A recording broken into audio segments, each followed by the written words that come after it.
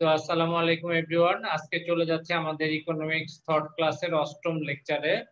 কথা যদি না শোনা যায় অথবা স্লাইড যদি না দেখা যায় আমাকে জাস্ট নক ডাউন করবো যে স্যার প্রবলেম হচ্ছে। ঠিক আছে, কথা কি শোনা যাচ্ছে? সবাই একজন রেসপন্স করেন। শোনা যাচ্ছে কথা? জি স্যার। জি স্যার। কথা ক্লিয়ার? স্লাইড দেখা যাচ্ছে? স্লাইড কি দেখা জি যাচ্ছে? স্যার, আচ্ছা, দেখছে। ঠিক আছে, জি স্যার, জি স্যার। ওকে।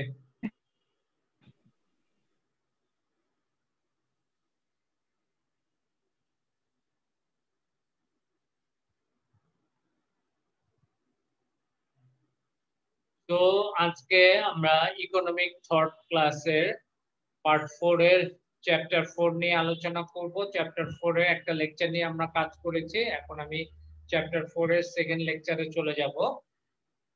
আর এটা হচ্ছে টোটাল আমি অষ্টম লেকচার। ঠিক আছে, lecture 8 chapter 4 classical economic third second part নিয়ে আমরা কাজ করব ইনশাআল্লাহ।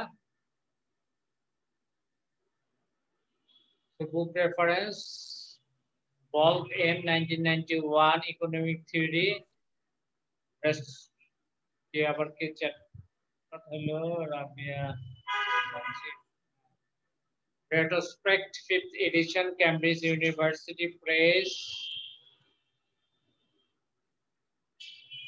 Nigishiti 1989 Eckland R.R. Hibbert স্কাম্পটার বইটা ভালো করে দিবেন, স্নোডেন ব্রেনের বইটা ভালো করে দেখবেন। তাছাড়া আমরা মূলত যে বই থেকে কাজ করতেছি সেটা হচ্ছে ইকোনমিক থার্ড, আমাদের মনোরঞ্জন দে স্যারের যে বই আছে সেই বইয়ের থেকে আমরা দেখতে পাচ্ছি সবকিছু। সবাই চ্যাট বক্সে আপনাদের নাম রোল দিয়ে দিন।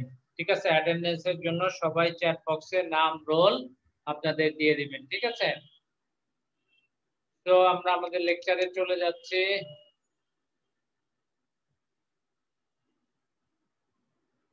নেটওয়ার্কের সমস্যা করছে মনে হচ্ছে। What are the content of this lecture? একটু খেয়াল করি। কনসেপ্ট অফ ইনভিজিবল হ্যান্ড, অদৃশ্য হাত বা হস্ত বলতে কি বুঝো? Number 2, how invisible hand can solve the central problem of economics. অদৃশ্য হাত কিভাবে কেন্দ্রীয় অর্থনৈতিক সমস্যার সমাধান করে? সো অদৃশ্য হাত তত্ত্বটা কে দিয়েছে? অ্যাডাম স্মিথ, আপনারা সবাই জানেন ভালো করে। Third, how far the concept of invisible hand is relevant in general economic theory. তো সাধারণ ভারসাম্যের ক্ষেত্রে অদৃশ্য হাত ধারণাটা কতটুকু প্রাসঙ্গিক? Number 4, development theory of Adam Smith with criticism. Adam স্মিথের উন্নয়ন তত্ত্ব সমালোচনা সহ আমরা আলোচনা করব। Micro aspects of the theory of Adam Smith. Adam স্মিথের যে তত্ত্ব রয়েছে সেই তত্ত্বের মাইক্রো অ্যাসপেক্টস নিয়ে কাজ করব। বেসিক যে পোরশনটা আছে অ্যাডাম স্মিথের তত্ত্বের যে বেসিক দিক আছে সেটা সম্বন্ধে আমরা কাজ করব। Macro aspects of the theory of Adam Smith. Adam স্মিথের তত্ত্বের সামষ্টিক দিক নিয়ে আমরা কাজ করব। এই হচ্ছে আমাদের টোটাল লেকচার আজকে। এই লেকচার সুন্দর মতো করে আমরা শেষ করলে এই জিনিসগুলো সম্পর্কে আমরা টোটালটাই জানতে পারবো যে ইনভিজিবল হ্যান্ড কাকে বলে, অ্যাডাম স্মিথের ইনভিজিবল হ্যান্ড এর মূল তত্ত্ব বা থিওরি। চলুন আজকে আমাদের লেকচারে চলে যাই। তো টপিকস, আজকে টপিক হচ্ছে ক্লাসিক্যাল ইকোনমিক থার্ড পার্ট 2। ছবি যাকে দেখছে সেটা হচ্ছে অ্যাডাম স্মিথ। অ্যাডাম স্মিথ হচ্ছে ফাদার অফ ইকোনমিক্স, ইকোনমিক্স এর জনক। So concept of invisible hand একটু খেয়াল করি সবাই। অ্যাডাম স্মিথ তার থিওরি অফ মোরাল সেন্টিমেন্টস বইতে ইনভিজিবল হ্যান্ড অফ প্রভিডেন্স নামে একটি ধারণার কথা বলেন। এর মাধ্যমে মূলত তিনি এই বিষয়ে বোঝাতে চেষ্টা করেন যে ওইসব ক্ষমতা এবং প্রবণতা যা মানুষকে স্বাধীনতার আদর্শ গঠন এবং অনুধাবন করতে দিক নির্দেশনা এবং পরিচালিত করতে সহায়তা করে। সো এই অদৃশ্য হাত অথবা শক্তি মানুষের মধ্যে সবসময় কি থাকে, ক্রিয়াশীল ছিল। তার মতে এটি ভূমিবাদীদের প্রাকৃতিক নিয়মের মতোই অনেকটা শাশ্বত। অর্থনৈতিক ক্ষেত্রে অদৃশ্য হাত বলতে অ্যাডাম স্মিথ মূলত নিম্নোক্ত বিষয়সমূহ বুঝিয়েছেন বলে বেশিরভাগ অর্থনীতিবিদ মনে করেন। নাম্বার 1, কি কি দিক উনি বুঝিয়েছেন? অর্থনীতিতে কোনো কিছুর একচেটিয়াকরণ করা যাবে না। নাম্বার 2, কোনো কিছুকে সংরক্ষণ অথবা বিশেষ সুবিধা দেয়া হবে না। নাম্বার 3, প্রতিটি জিনিসের বেলায় প্রতিযোগিতার দ্বার উন্মুক্ত থাকবে। প্রতিটি জিনিসের বেলায় প্রতিযোগিতার দ্বার উন্মুক্ত থাকবে। এর ফলে মানুষের ওইসব অর্থনৈতিক কর্মকাণ্ড পছন্দ করবে যেগুলো আর্থিকভাবে লাভজনক। এভাবে অ্যাডাম স্মিথ অদৃশ্য হাত বলতে অর্থনৈতিক কর্মকাণ্ডে ব্যক্তির স্বাধীনতা, প্রাতিষ্ঠানিক নমনীয়তা, সরকারি হস্তক্ষেপবিহীন অবস্থা বোঝায়। আমি আবার বলছি, তো অ্যাডাম স্মিথের অদৃশ্য হাত বলতে কি বোঝায়? অর্থনৈতিক কর্মকাণ্ডে টোটালি ব্যক্তি তার ইচ্ছা অনুযায়ী তার অর্থনৈতিক কর্মকাণ্ডটা কি করবে, পরিচালিত করবে। প্রাতিষ্ঠানিক নমনীয়তা থাকবে, ইনস্টিটিউশনাল ফ্লেক্সিবিলিটি, নমনীয়তা থাকবে প্রতিষ্ঠানে, সরকারি হস্তক্ষেপ থাকবে না, গভর্নমেন্ট ইন্টারভেনশন থাকবে না। সো এমন এক অবস্থা বোঝায় যার অধীনে ব্যক্তিবর্গ স্বাধীনভাবে নিজের ইচ্ছা অনুযায়ী আর্থিক লাভবান হওয়ার লক্ষ্যে দ্রব্য উৎপাদন করবে এবং ভোক্তারা স্বাধীনভাবে ভোগ কাজ সম্পাদন করে নিজেদের তৃপ্তি সর্বোচ্চ স্তরে উপনীত করবে। তো the concept of invisible hand is quite clear, তাই না?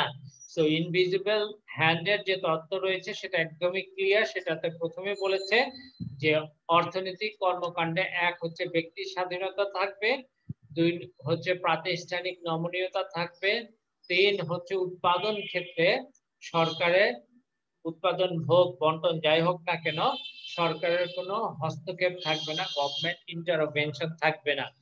ঠিক আছে, ব্যক্তি তার স্বাধীনতা অনুযায়ী আর্থিক লাভবান হওয়ার জন্য পণ্য উৎপাদন করবে এবং ভোক্তারা স্বাধীনভাবে তা কি করতে পারবে, ভোগ করে কাজ সম্পাদন করে নিজেদের তৃপ্তি সর্বোচ্চ স্তরে উপনীত করতে পারবে।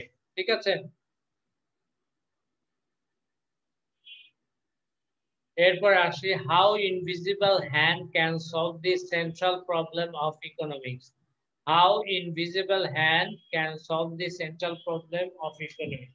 এই যে অর্থনীতির যে অদৃশ্য হাত রয়েছে সেটা কিভাবে কেন্দ্রীয় অর্থনৈতিক সমস্যাকে কি করতে হয়, সমাধান করে। সেটা কিভাবে কেন্দ্রীয় অর্থনৈতিক সমস্যাকে সলভ করে। দেখেন অর্থনৈতিক মূল সমস্যাটা কি, একটা হচ্ছে হোয়াট টু প্রডিউস, কি দ্রব্য উৎপাদন করব। সেকেন্ড অপশন হচ্ছে হাউ টু প্রডিউস, কিভাবে দ্রব্য উৎপাদন করা হবে।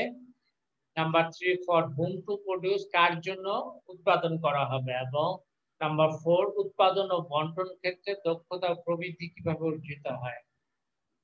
How growth should be earn, তো প্রবৃদ্ধি কিভাবে অর্জিত হবে এবং উৎপাদন ও বন্টন ক্ষেত্রে দক্ষতা, কারণ সম্পদের কাম্য ব্যবহার হচ্ছে কিনা সেটা আমাদের দেখতে হবে যে is resources efficiently use or not. So অর্থনৈতিক মৌলিক সমস্যাগুলো কি কি, what to produce, how to produce, for whom to produce, whether resource efficiently use or not, especially in the case of production and distribution, উৎপাদন এবং বন্টন ক্ষেত্রে সঠিকভাবে সেটা এফিশিয়েন্টলি ইউজ হচ্ছে কিনা, প্রবৃদ্ধি কিভাবে অর্জিত হবে। সো সম্পদ সীমাবদ্ধ অথচ সেই তুলনায় অভাব আমাদের অসীম। স্বাভাবিক, একটা অভাব শেষ না হতে হতে অন্য অভাব চলে আসে।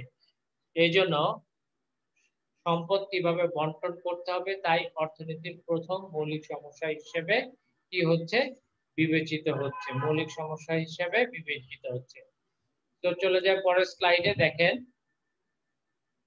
একটু খেয়াল করি সবাই। তাই অসীম অভাবের মধ্যে যেগুলোর গুরুত্ব বেশি সেগুলো প্রথমে নির্বাচন করতে হবে। সম্পদের এজন্য বিকল্প ব্যবহার আছে। এই বিকল্প ব্যবহারের মধ্যে সম্পদ বন্টনের যে সমস্যা তা থেকে কোনো দ্রব্য উৎপাদন কতটুকু করা সম্ভব এবং একটি দ্রব্যের নির্দিষ্ট পরিমাণ উৎপাদন করতে অন্য দ্রব্যের উৎপাদন কতটুকু ছেড়ে দিতে হবে সে সম্পর্কে ধারণা পাওয়া যায়। অর্থাৎ একটি দ্রব্যের সুযোগ ব্যয় কত হবে তা সম্পদের বিভিন্ন বিকল্প বন্টন থেকে ধারণা পাওয়া যায়। একটা চিত্র দেয়া আছে, একটু দেখেন। চিত্রে এবি রেখা হচ্ছে সম্পদের পরিমাণ। প্রদত্ত অবস্থায় কোনো অর্থনীতিতে এক্স এবং ওয়াই পণ্যের সংমিশ্রণ তৈরি হতে পারে তা প্রকাশ করে। ভূমি অক্ষে এক্স পণ্য, লম্ব অক্ষে ওয়াই পণ্যের সংমিশ্রণ। এই যে এ বি, ছোট হাতের এ বি দ্বারা সেটা বোঝানো হচ্ছে। এই জন্য এবি রেখাকে এক্স এবং ওয়াই পণ্যের উৎপাদন সম্ভাবনা রেখা বলা হয়, প্রোডাকশন পসিবিলিটি কার্ভ। এর প্রতিটি বিন্দুতে এক্স এবং ওয়াই পণ্যের বিভিন্ন সংমিশ্রণ প্রকাশ করে যা প্রদত্ত সম্পদের সাহায্যে উৎপাদন করা হয়। যেমন এর বি বিন্দুতে এক্স এর উৎপাদন সর্বোচ্চ অথচ ওয়াই এর উৎপাদন শূন্য নির্দেশ করা আছে। এখানে যেমন এ বিন্দু আছে, এই জায়গাটাতে বি বিন্দু হবে, একটু দিয়ে নেন আপনারা, ঠিক আছে। এই বিন্দুতে টোটালটাই ওয়াই এক্স শূন্য, আর এই যে এখানে এটা বি বিন্দু হবে, টোটাল এক্স ওয়াই শূন্য, সেটার কথাই বলেছে। আবার ছোট হাতে স্মল লেটার এ বিন্দুতে কতটুক ই উৎপাদন হবে, ওয়াই উৎপাদন হবে ও ওয়াই টু, আর ই উৎপাদন হবে এক্স উৎপাদন হবে ও এক্স ওয়ান, আর বি বিন্দুতে ও এক্স টু আর ও ওয়াই ওয়ান, সেটাই বলেছে। সুতরাং এবি রেখা সম্পদ প্রদত্ত অবস্থায় এক্স এবং ওয়াই এর উৎপাদন সীমা প্রকাশ করে। সমাজে এবি রেখার যে কোনো বিন্দুতে অবস্থান করলে সম্পদ নিঃশেষ হবে। পক্ষান্তরে সমাজ যদি এইচ বিন্দুতে, এই যে এইচ বিন্দুতে উৎপাদন করতে চায় তবে সম্পদ একাংশ অব্যবহৃত থাকবে। পক্ষান্তরে সমাজ ইচ্ছা করলে সি বিন্দুতে এক্স ও ওয়াই পণ্যের উৎপাদন করতে পারবে না, কারণ সম্পদ সীমাবদ্ধ থাকলে এবি রেখার বাইরে সমাজের পক্ষে উৎপাদন করা সম্ভব না। আচ্ছা, এই যে টোটাল যে জিনিসটা, এই জিনিসটা কিন্তু ফার্স্ট ইয়ারের পরে মাইক্রো ইকোনমিক্সে, ঠিক আছে। আপনারা সবাই জানেন যে কি উৎপাদন করতে হবে। এখন কি উৎপাদন করতে গেলে আপনাদের যে প্রবলেমটা হচ্ছে, আমরা কি উৎপাদন করব, কিভাবে কি উৎপাদন করব, আমি এক্স পণ্য উৎপাদন করব না ওয়াই পণ্য উৎপাদন করব, কোন সংমিশ্রণটা আমার বেশি দরকার, আমার কি গরিব শ্রেণী বেশি আছে বা ধনী শ্রেণী, বা আমার কৃষি দ্রব্য বেশি দরকার না শিল্প দ্রব্য বেশি দরকার। ধরেন ভূমি অক্ষে কৃষি দ্রব্য, লম্ব অক্ষে যদি শিল্প দ্রব্য থাকে, এ পয়েন্টে আমাদের কি কৃষি দ্রব্য কম শিল্প দ্রব্য বেশি। তো যেই দেশে কৃষি দ্রব্য কম শিল্প দ্রব্য বেশি, সে এই ছোট হাতের এ বিন্দুতে উৎপাদন করবে।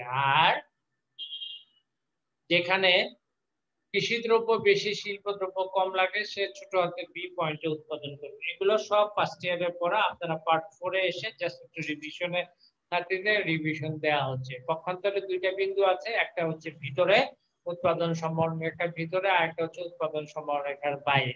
ভিতরের বিন্দু আমি ইচ্ছা করলে এইচ বিন্দুতে উৎপাদন করতে পারবো, কিন্তু এইচ বিন্দুতে উৎপাদন করলে সম্পদ অব্যবহৃত হয়ে থেকে যায়।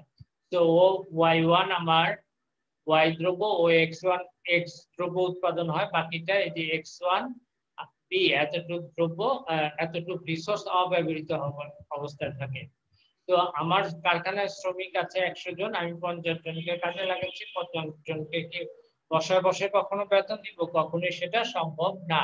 সবাইকে কাজের মাধ্যমে সর্বোচ্চ উৎপাদন করার চেষ্টা করব। ঠিক একইভাবে সি বিন্দুতে উৎপাদন করা যাবে না, কারণ সি বিন্দুতে আউট অফ রিচ বলতে কি বোঝায়, আমি ওজন নিতে পারি 50 কেজি, আমি কি 70 কেজি ওজন নিতে পারবো? তাহলে মাটির সাথে মিশে যাব। ওইরকম একই কথা, কেউ তার ক্যাপাসিটির বাইরে উৎপাদন করতে পারবে না। তো সি বিন্দুতে আমাদের উৎপাদন করা সম্ভব নয়। একেবারেই যে সম্ভব নয় তা না, প্রোডাকশন পসিবিলিটি কার্ভ শিপমেন্ট করে তারপরে সি বিন্দুতে উৎপাদন করা যায়, যখন ওই দেশের অব্যবহৃত সম্পদ কাজে লাগছে, প্লাস যেগুলো লেবার আছে আনস্কিল, তারা স্কিল হচ্ছে, তারপরে হচ্ছে বিদেশি প্রযুক্তি, সমস্ত কিছু নিয়ে সি বিন্দুতে উৎপাদন করা সম্ভব হয়ে যায়।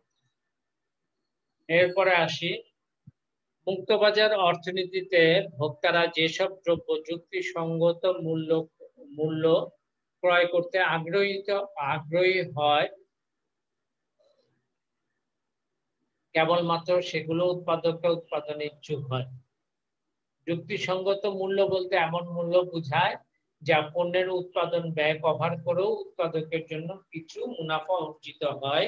এরূপ মূল্য ভোক্তারা প্রদান করলেও উৎপাদকরা কোনো দ্রব্যের যোগান বাড়াতে উৎসাহিত হয়। যে দ্রব্যের আপেক্ষিক মূল্য বাজারে বেশি হয় তার উৎপাদন অন্য দ্রব্যের তুলনায় বেশি হয়, আর যার আপেক্ষিক মূল্য কম তার উৎপাদন কম। কি বলেছে দেখেন, এখানে বলেছে সোজা কথা, একজন উৎপাদক তখনই উৎপাদন করবে যখন উৎপাদন ব্যয়ভার সে বহন করে, সে উৎপাদকে মানে সে তার জন্য সেটা বিক্রি করে বাজারে মুনাফা অর্জন করবে।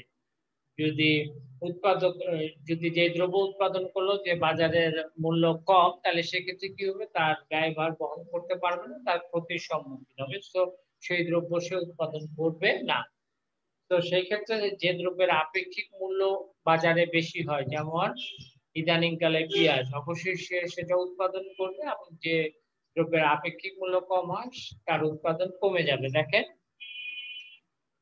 mn হলো x ও y পণ্যের উৎপাদন সম্ভাবনা রেখা। এই যে m থেকে n, যদি এই দুটি পণ্যের আপেক্ষিক মূল্য ab রেখা দ্বারা প্রকাশ পাওয়া যায়, এই যে a b রেখা দ্বারা প্রকাশ পাওয়া যায়, m বিন্দুতে এদের উৎপাদন সংমিশ্রণ নির্ধারিত হয়।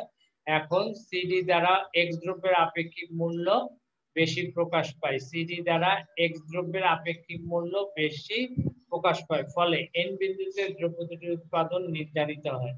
এক্ষেত্রে x এর উৎপাদন বাড়া অথচ y এর উৎপাদন কমা বোঝায়। আচ্ছা, একটু খেয়াল করে, এই আপনারা ইন্টারন্যাশনাল ইকোনমিক্সে যে তত্ত্বগুলা পড়েছেন সেই তত্ত্বেরই একটা কার্ভ দেখেন। এখানে mn হচ্ছে একটা উৎপাদন সম্ভাবনা রেখা, বড় হাতের m এবং n। এখানে কম পরিমাণ x, বেশি পরিমাণ y, এখানে বেশি পরিমাণ x, কম পরিমাণ y, ছোট হাতের n বিন্দুতে। এখন কি হচ্ছে বলেছে দেখেন, দুটি পণ্যের আপেক্ষিক মূল্য বোঝাতে আমি এখানে ছোট হাতের m বিন্দুতে একটি স্পর্শক আঁকলাম। উৎপাদন সংমিশ্রণ নির্ধারিত হয় এবং সিডি রেখা দ্বারা এক্স এর উৎপাদন সংমিশ্রণ নির্ধারিত হয়, আর এবি রেখা দ্বারা ওয়াই এর উৎপাদন সংমিশ্রণ নির্ধারিত হয়। এখন এন বিন্দুতে দুটি দ্রব্যের উৎপাদন নির্ধারিত হলো, কেন দুটি দ্রব্য, ওখানে ওয়াই সবচেয়ে বেশি, এক্স একদমই কম। আর এন বিন্দুতে এক্স ও বেশি, ওয়াই ও মোটামুটি, খুব যে বেশি তা না, এম এর থেকে কম। তাহলে এই যে এন বিন্দুতে দুটি দ্রব্যের উৎপাদন নির্ধারিত হবে। এই ক্ষেত্রে এন বিন্দুতে কি বোঝাচ্ছে, এক্স এর দ্রব্যের আপেক্ষিক বাজার মূল্য বেশি এবং ওয়াই দ্রব্যের উৎপাদন কমা বোঝাচ্ছে। যদি কারো কোনো জায়গায় বুঝতে সমস্যা হয়, সাথে সাথে আমাকে নক দিবেন, ঠিক আছে? অর্থনৈতিক অন্যতম সমস্যা হলো সীমাবদ্ধ সম্পদ দ্বারা দ্রব্যের উৎপাদন কিভাবে করবে, অর্থাৎ দ্রব্যের উৎপাদন কিভাবে করবে, অর্থাৎ উৎপাদন ক্ষেত্রে বিভিন্ন উপকরণের সংমিশ্রণ বা উৎপাদন কৌশল নির্ধারণের বিষয়টি আপনা আপনি এসে পড়ে। তবে নির্দিষ্ট পরিমাণ উৎপাদন করতে বিভিন্ন বিকল্প উৎপাদনের কৌশলের উপস্থিতি লক্ষ্য করা যায়। উৎপাদন করার সময় বিভিন্ন উপকরণের বিকল্প সম্ভাবনা থাকে। এই সম্ভাবনা থাকায় একই পরিমাণ উৎপাদনের জন্য বিকল্প উৎপাদন কৌশল ব্যবহার করা সম্ভব। যেমন 1 মণ ধান উৎপাদনের যদি 2 একক শ্রম ও 4 একক মূলধনের পরিবর্তে, কি বলেছে, 1 মণ ধান উৎপাদন করতে আমার শ্রম লাগে 2 একক, মূলধন লাগে 4 একক। এটার পরিবর্তে যদি 4 একক শ্রম এবং 2 একক মূলধন সাহায্যে করা যায়, তবে একে একটি ভিন্ন উৎপাদন কৌশল বলা যায়। কারণ এক্ষেত্রে শ্রম ও মূলধনের অনুপাত পূর্বের 1:2 এর পরিবর্তে 1:1/2 হবে। এক্ষেত্রে মূলধনের বদলে শ্রম বেশি ব্যবহার করা হয়। আপনাদের অবশ্যই খেয়াল আছে যে কি উৎপাদন করা হবে এবং কিভাবে উৎপাদন করা হবে। কিভাবে উৎপাদন করার বিষয়টি মূলত এখানে গুরুত্ব আরোপ করা হয়েছে কিভাবে আমরা উৎপাদন কার্যক্রমটা পরিচালনা করব, ঠিক আছে? কিভাবে আমরা উৎপাদন কার্যক্রম পরিচালনা করব এখানে মূলত সেটাই ফোকাস করা হয়েছে।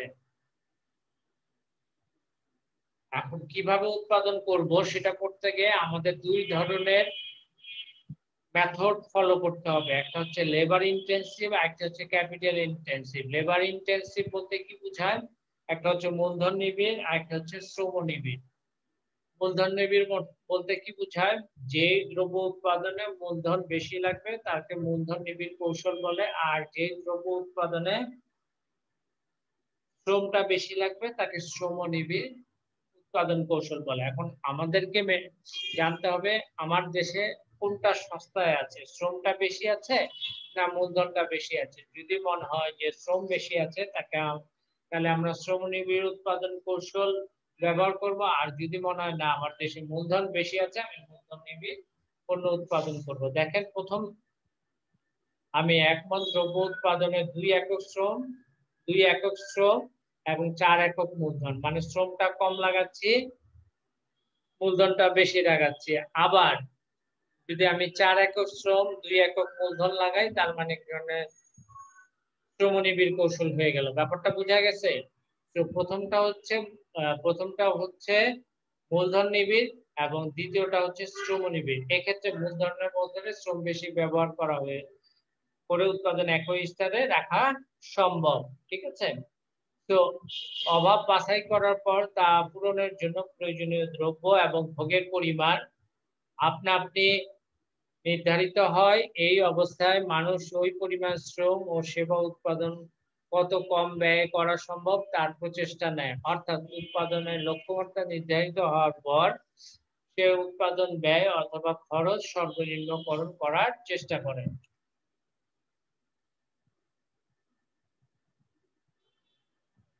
এরপরে দেখেন একটা চিত্র দিয়ে আমরা বুঝাচ্ছি যে চিত্র অনুযায়ী X5 পরিমাণ পণ্য AB এবং GS দ্বারা নির্ধারিত খরচে উৎপাদন সম্ভব, কিন্তু সম্পদের দুষ্প্রাপ্যতার ফলে মানুষ এর কাম্য বা সুষ্ঠু ব্যবহার লক্ষ্যে AB রেখা দ্বারা নিশ্চিত খরচে যে পরিমাণ সম্পদ প্রয়োজন শুধুমাত্র তাই ব্যবহার করবে। এতে সম্পদের অপচয় হবে না, অথচ লক্ষ্যমাত্রায় উৎপাদন অর্জন করা সম্ভব হবে।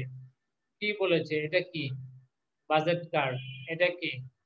Budget card. এই যে এটা কি? আইকিউ, সম উৎপাদন রেখা। যে রেখার প্রতিটি বিন্দুতে উৎপাদনের পরিমাণ সমান তাকে সম উৎপাদন রেখা বলা হয়। সম উৎপাদন রেখা এবং বাজেট কার্ড এই পয়েন্টে ছেদ করেছে। কি হয়েছে?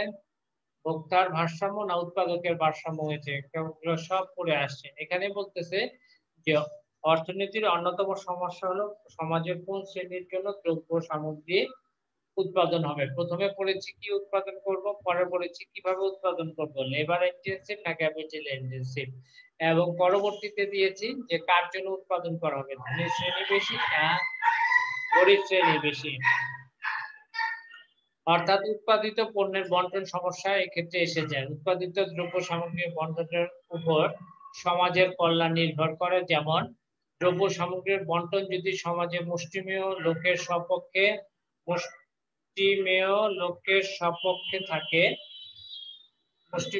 সপক্ষে বা স্বার্থে হয় তবে সামাজিক কল্যাণ সর্বোচ্চ হবে না। এরূপ বন্টন ব্যবস্থা কোন রকমে কাম্য হতে পারে না। তাই দ্রব্য সামগ্রীর বন্টন নির্ধারণের ব্যাপারটি অর্থনীতির একটি অন্যতম মৌলিক সমস্যা। সরকারি বিধিনিষেধ অথবা নিয়ন্ত্রণ না থাকলে মুক্তবাজার অর্থনীতিতে বাজার প্রক্রিয়ার মাধ্যমে উপরোক্ত সমস্যার সমাধান হয়। এইরূপ অর্থনীতিতে যারা উপযুক্ত মূল্য প্রদান করতে সক্ষম তাদের জন্য দ্রব্য উৎপাদন হয়। যে যত মূল্য প্রদানে ইচ্ছুক সে তত বেশি ভোগ করতে পারে। তাই বাজার মূল্যের মাধ্যমে কাদের জন্য উৎপাদন হবে এই সমস্যার সমাধান করা হয়। How far the concept of invisible hand relevant in general equilibrium theory? General equilibrium যে থিওরি রয়েছে এই থিওরি সাধারণ যে ভারসাম্যর ক্ষেত্রে অদৃশ্য হস্ত ধারণা কতটুকু প্রাসঙ্গিক সাধারণ ভারসাম্যের ক্ষেত্রে। এখন খেয়াল করি অ্যাডাম স্মিথের অদৃশ্য হস্ত ধারণা অনুযায়ী সমাজের স্বার্থ মূলত এর সদস্যদের ব্যক্তি স্বার্থের যোগফল বলা যায়। কারণ স্বাধীনতা পেলে সমাজের প্রত্যেক লোক নিজের সম্পদ সর্বোচ্চকরণের চেষ্টা করবে। এখন মুক্ত ও স্বাধীন অবস্থায় বিরাজ করলে সব লোক মোট সম্পদ সর্বোচ্চকরণ চেষ্টা করবে বলা যায়। তো এভাবে প্রাকৃতিক স্বাধীনতা কোনো সমাজে বিরাজ করলে ব্যক্তির স্বার্থের সাথে অর্থনৈতিক দক্ষতার সমন্বয় হবে। এই অবস্থা মূলত প্রতিযোগিতামূলক বাজারের স্বয়ংক্রিয় ভারসাম্য প্রক্রিয়া নির্দেশ করে বলা যায়। সো অ্যাডাম স্মিথের বক্তব্য প্রাথমিক ধরনের হলেও তিনি তার ওয়েলথ অফ নেশন বইতে দেখান যে প্রতিযোগিতা অতিরিক্ত নিঃশেষ করে সর্বত্র লাভের হারের সমতা বিধান করে বিভিন্ন শিল্পের মধ্যে শ্রম ও মূলধনের বন্টন করে। আধুনিক সাধারণ ভারসাম্য তত্ত্ব শুধু উপকরণ বাজারেই নয়, একই সাথে দ্রব্য বাজারও ভারসাম্য একযোগে বিবেচনা করে। এক্ষেত্রে পরিবার বর্গ এবং ব্যবসা খাতে ভারসাম্য বিশ্লেষণ করা যায়। পরিবার বর্গ উপকরণ ব্যবসা খাতে বিক্রয় করে আয় উপার্জন করে। ওই আয় দ্বারা তার ব্যবসা খাতে উৎপাদিত পণ্যাদি ক্রয় করে ভোগের জন্য। তো ব্যবসা খাত পরিবার বর্গ থেকে বিভিন্ন দ্রব্যাদি ক্রয় করে দ্রব্যাদি উপকরণ করে। এটা ধরতে পারছেন এটা কোথা থেকে দিয়েছে? এটা টোটালটা দিয়েছে circular flow of national income, জাতীয় আয়ের চক্রাকার প্রবাহ। জাতীয় আয়ের চক্রাকার প্রবাহ দুই ঘাত অর্থনীতিতে কে থাকে? একটা থাকে পরিবার হাউসহোল্ড, আরেকটা থেকে ফার্ম। পরিবার থেকে কি করে? পরিবার থেকে মনে আছে শ্রমের যোগান যায়। পরিবার থেকে ফ্যাক্টর অফ প্রোডাকশন কোথায় যায়? হাউসহোল্ডে। সরি, পরিবার থেকে ফ্যাক্টর অফ প্রোডাকশন যায় ফার্মে। ফ্যাক্টর অফ প্রোডাকশন গুলো কি কি? উৎপাদনের উপকরণ, ল্যান্ড, লেবার, ক্যাপিটাল, এন্টারপ্রেনিউর, ভূমি, শ্রম, মূলধন এবং সংগঠন কোথায় যায়? ফার্মে। ফার্ম তখন এগুলো বাবদ কি পাঠায়? যেমন ল্যান্ডের বাবদ কি? খাজনা পাঠায়। লেবারের বাবদ কি? লেবারের মজুরি পাঠায়। Land labour. ক্যাপিটালে মূলধনের সুদ পাঠায়। এন্টারপ্রেনিউরের লাভ পাঠায়। তখন ফার্ম এই জিনিসগুলো কি করবে? এই জিনিসগুলো ইউটিলাইজ করে কি করবে? দ্রব্য তৈরি করবে। এই দ্রব্য যখনই তৈরি করো, দ্রব্য তখন কোথায় আসবে? দ্রব্য তখন হাউসহোল্ডে আসবে। হাউসহোল্ডটা কি? হাউসহোল্ডটা হচ্ছে পরিবার বর্গে আসবে। পরিবার বর্গ থেকে পরিবার বর্গ সেটা কিনে টাকাটা কোথায় পাঠাবে? ফার্মে পাঠাবে। এইভাবে ন্যাশনাল ইনকাম যে জাতীয় আয় যে চক্রাকারে প্রভাবিত হবে, তখন সেটাকে বলা হয় জাতীয় আয়ের চক্রাকার প্রভাব। দেখেন দ্রব্য বাজারে তাই চাহিদা ও যোগানের সমতা সাপেক্ষে ভারসাম্য দ্রব্য মূল্য নির্ধারিত হয়। পক্ষান্তরে উপকরণ বাজারে উপকরণের চাহিদা ও যোগান দ্বারা এদের মধ্যে উপকরণ বাজারে মানে শ্রমের চাহিদা এবং যোগান, আর দ্রব্য বাজারে দ্রব্যের চাহিদা এবং যোগান। তো সামগ্রিক ভারসাম্য আলোচনায় মূলত পূর্ণ প্রতিযোগিতামূলক বাজার বিরাজমান আছে বলে বিবেচনা করা হয়। এক্ষেত্রে সরকারি হস্তক্ষেপহীন অর্থনীতির কথা বলা হয়েছে, যেখানে গভর্নমেন্টের ইন্টারভেনশন থাকবে না। এর অদৃশ্য হস্ত বিষয়টি এক অর্থে তুলে ধরা হয়েছে।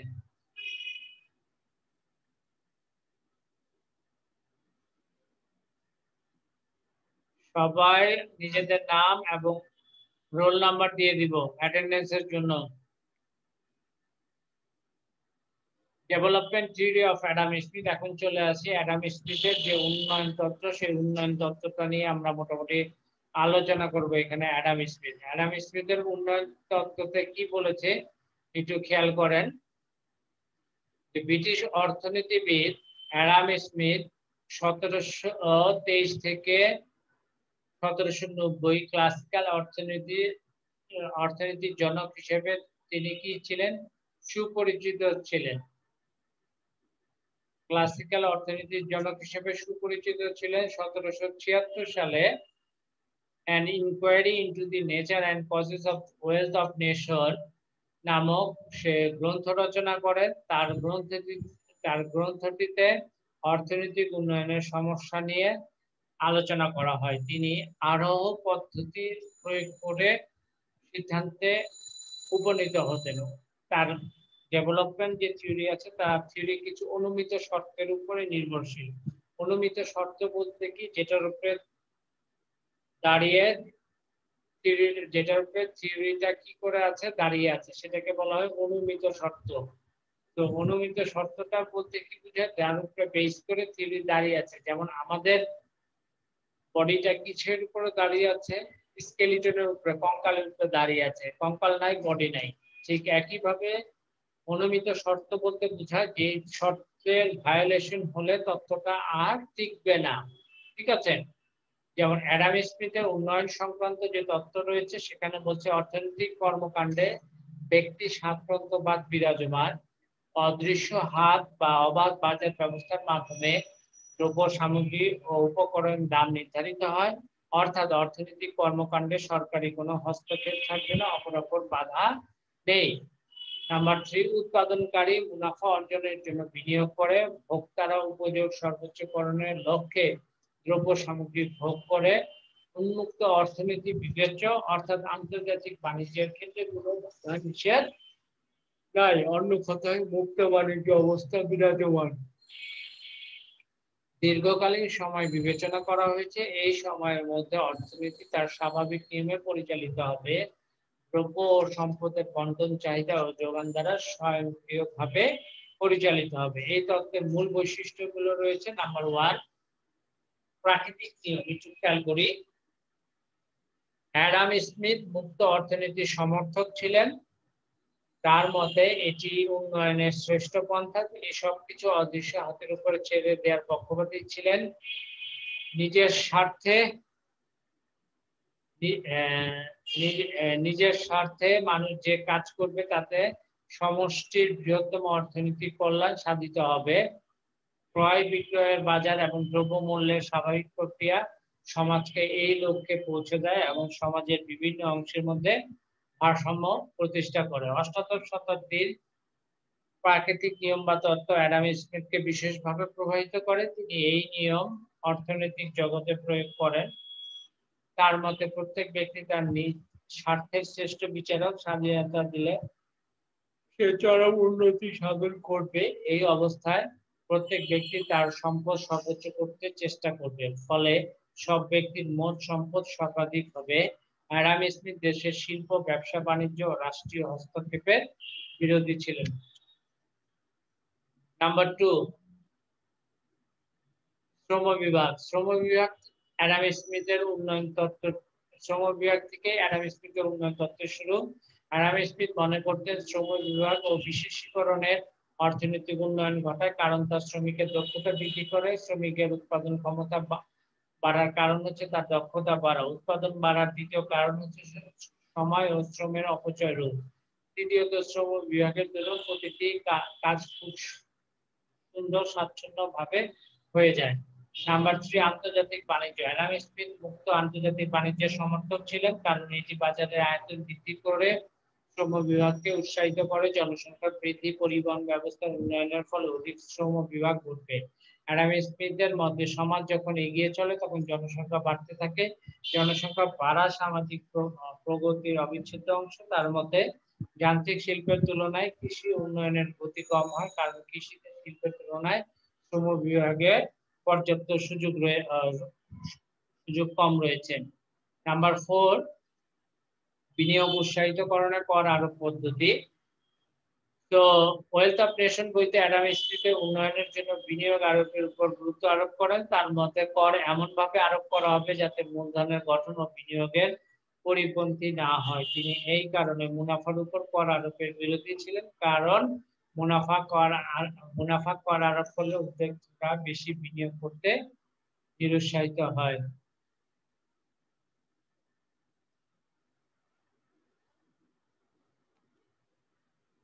উন্নয়নের ক্ষেত্রে সুদের হারের দ্বৈত ভূমিকা। অর্থনৈতিক উন্নয়নের স্বার্থে অ্যাডাম স্মিথ স্বাভাবিক সুদের হারের সুপারিশ করেন। তার মতে সুদের হার দুই ভাবে অর্থনৈতিক উন্নয়নে উল্লেখযোগ্য ভূমিকা পালন করে। নাম্বার 1, স্বাভাবিক সুদের হার বজায় থাকে, মূলধনের ব্যবহার কাম্য হতে পারে। নাম্বার 2, এরূপ সুদের হার বিনিয়োগের জন্য প্রয়োজনীয় ঋণ সংস্থানের সহায়তা করতে পারে। এর ফলে বিনিয়োগকারীদের পক্ষে প্রচুর পরিমাণ ঋণ গ্রহণ করে বেশি বিনিয়োগ করা সম্ভব। 6 নাম্বার হচ্ছে মূলধন গঠন, ক্যাপিটাল অ্যাকুমুলেশন। উন্নয়ন প্রক্রিয়ায় মূলধন গঠনের গুরুত্বপূর্ণ ভূমিকা আছে। উৎপাদনে বাড়া বিনিয়োগ বাড়ার উপর নির্ভর করে। বিনিয়োগ যদি ধনাত্মক হয় তবে উৎপাদন বাড়বে, উৎপাদনের পরিমাণ বাড়বে। পরিমাণ যাই হোক না কেন মূলধনের পরিমাণ স্থির থাকলে অর্থনীতিতে অচলাবস্থার সৃষ্টি হবে। সোজা কথা, মূলধন গঠন করতে হবে, ক্ষুদ্র ক্ষুদ্র সঞ্চয়কে একীভূত করে জাতীয় সঞ্চয়ে রূপান্তরিত করে সেই বড় সঞ্চয়টা কি অর্থনৈতিক কাজে বিনিয়োগ করতে হবে। তো সঞ্চয় ও বিনিয়োগের ক্ষমতা দ্বারা আয় সীমাবদ্ধ, আয় দ্বারা সীমাবদ্ধ। সমস্ত সঞ্চয় মূলধন বিনিয়োগ অথবা জমির খাজনা থেকে উদ্ভূত হয়। সেজন্য শুধু পুঁজিপতি এবং জমিদাররাই সঞ্চয় করতে সক্ষম, শ্রমিকদের সঞ্চয়ের কোনো ক্ষমতা নেই। এই ধারণা মজুরি লৌহ নিয়মের উপর প্রতিষ্ঠিত। অ্যাডাম স্মিথের তত্ত্বের কি ডিসিশন চলে যায়? অ্যাডাম স্মিথের তত্ত্বে ধনী ও শ্রমিক শ্রেণীতে বিভক্ত সমাজ কাঠামো অধিক উপযোগী। ব্রিটেন, পশ্চিম ইউরোপের সমাজ কাঠামো এমন বিভাজন তার সময় ছিল না, কারণ মধ্যবর্তী শ্রেণী তখনও ছিল, আজও আছে। নাম্বার 2, অ্যাডাম স্মিথ তত্ত্বে বলেন পুঁজিপতি ভূস্বামী অভিজাত শ্রেণী সুদ সঞ্চয় করে। বাস্তবে কর্মজীবী শ্রমিকরা সঞ্চয় কম করে না, তারাও সঞ্চয় করেন। নাম্বার 3, অবাধ অর্থনীতির উপর প্রতিষ্ঠিত তাত্ত্বিক বাস্তবতা নেই বা বাস্তবে নেই। বর্তমানে সরকারি হস্তক্ষেপ ছাড়া কোনো দেশের অর্থনীতি চলতে পারে না। নাম্বার 4, তিনি অর্থনৈতিক উন্নয়নের ব্যাপারে উদ্যোক্তার ভূমিকার কথা উল্লেখ করেন নাই, অথচ পুঁজি বিনিয়োগের জন্য দক্ষ উদ্যোক্তা অর্থনৈতিক উন্নয়নের অন্যতম শর্ত। পঞ্চমত, তার যে তত্ত্ব রয়েছে সেই তত্ত্বে পুঁজিবাদী অর্থনীতির স্থিতিশীলতার উপর জোর দেওয়া হয়েছে, কিন্তু বিশ্বে অর্থনৈতিক ও রাজনৈতিক পরিস্থিতি এতই জটিল যে সবচেয়ে ধনী দেশগুলো পর্যন্ত অর্থনৈতিক প্রবৃদ্ধির ক্রমাগত ওঠানামার সম্মুখীন হয়। চ্যাপ্টার 6 নম্বর পয়েন্ট, অবাধ বাজার ব্যবস্থা কোনো দেশে নেই। 7 নম্বর পয়েন্ট হচ্ছে অর্থনীতিতে স্বয়ংক্রিয়ভাবে ভারসাম্য অর্জিত হয় না। 8 নম্বর হচ্ছে অর্থনৈতিক স্থবিরতা একটি স্থায়ী বিষয় হতে পারে না। 9 নম্বর হচ্ছে স্বাভাবিক সুদের হার খুব কম ক্ষেত্রেই পরিলক্ষিত হয়। Micro aspects of the theory of Adam Smith. তো অ্যাডাম স্মিথ তার বিভিন্ন প্রকাশনায় ব্যষ্টিক অর্থনীতির বিভিন্ন দিকের উপর আলোচনা করেছেন। অ্যাডাম স্মিথ যুক্তি দেন যে দ্রব্যমূল্য প্রকৃতপক্ষে শ্রমের ব্যবহারের উপর নির্ভর করে। তিনি শ্রমকে দ্রব্যমূল্যের আসল মাপের মানদণ্ড হিসেবে অভিহিত করেন। অবশ্য তিনি দ্রব্য উৎপাদন খরচও একটি অন্যতম পরিমাপ বলেন। তবে কোন শ্রমিক বা শ্রমিক বর্গ কোন নির্দিষ্ট সময়ে যেসব দ্রব্য উৎপাদন করে তাতে শুধু শ্রমিকের অংশ নয়, পুঁজিপতি এবং উদ্যোক্তারাও অংশ থাকে। স্মিথের বিবেচনা করে শ্রমের মূল্য তত্ত্বের কিছুটা পরিবর্তন করেন। ভূমিবাদীদের মতো তিনিও মনে করেন যে শ্রমিকরা বিভিন্ন প্রাকৃতিক সম্পদের সাহায্যে সম্পদের উৎপাদন করবে, অর্থাৎ শ্রমিকরা উদ্বৃত্ত এবং অতিরিক্ত উৎপাদন সৃষ্টি করবে এবং সমাজে অপর শ্রেণী তা কি করবে, ভোগ করবে। আজকে এই পর্যন্তই। আপনাদের কারো যদি কোনো সমস্যা থাকে আমাকে বলে রাখেন। যারা এখনো আপনাদের নাম রোল দেননি চ্যাট বক্সে নাম রোল দিয়ে রাখেন। নাম রোল দিয়ে আপনাদের অ্যাটেন্ডেন্স কাউন্ট হবে। আর 1 মিনিট আছে, যে কোনো সময় কেটে যাবে। কারো কোনো সমস্যা আছে? সমস্যা থাকলে বলেন।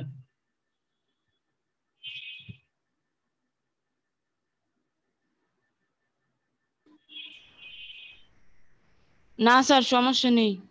বোঝা গেছে না না? স্যার, প্রবলেম নেই। আচ্ছা, কোনো জায়গায় যদি বুঝতে জি স্যার। সমস্যা থাকে আমাকে জাস্ট নক দিন, ঠিক আছে? জি স্যার। ঠিক আছে, তাহলে আজকে এই পর্যন্তই। সবাই ভালো থাকবো, সুস্থ থাকবো, স্বাস্থ্যবিধি মেনে চলবো।